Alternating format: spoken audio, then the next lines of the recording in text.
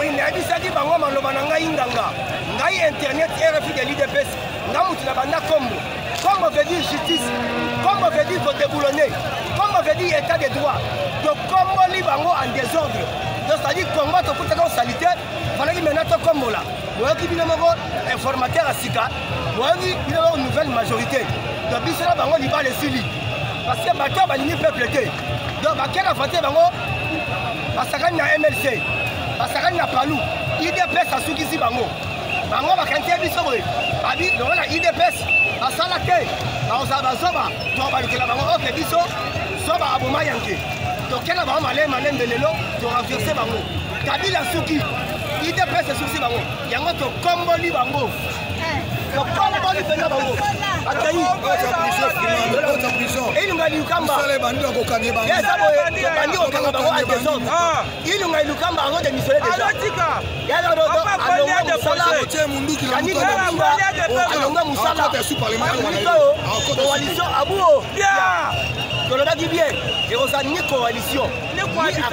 Ni cohabitation, c'est que des oppositions. Ni opposition. En tout cas, merci. Les machines de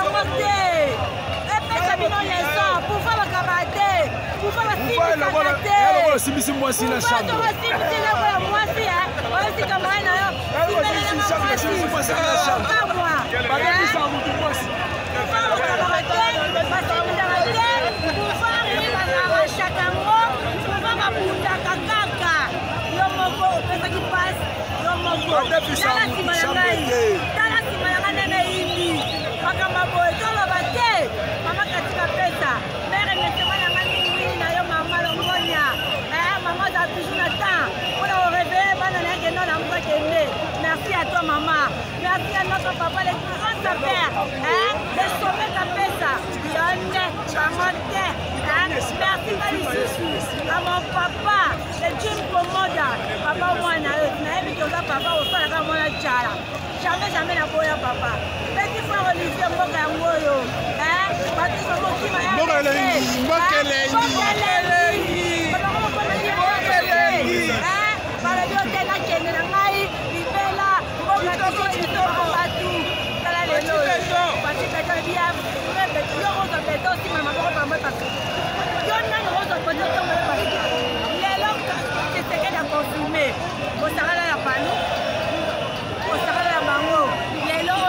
changer,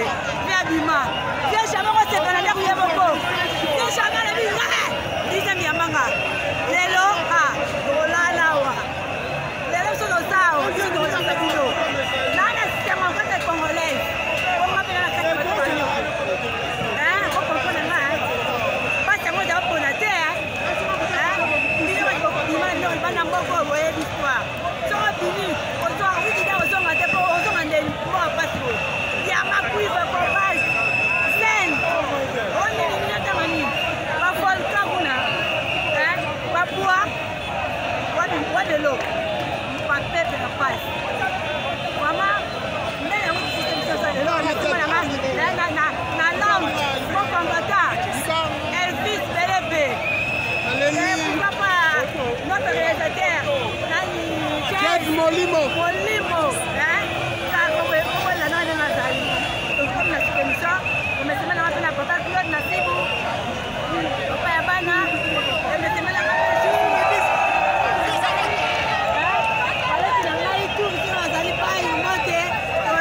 Merci vraiment. À la prochaine.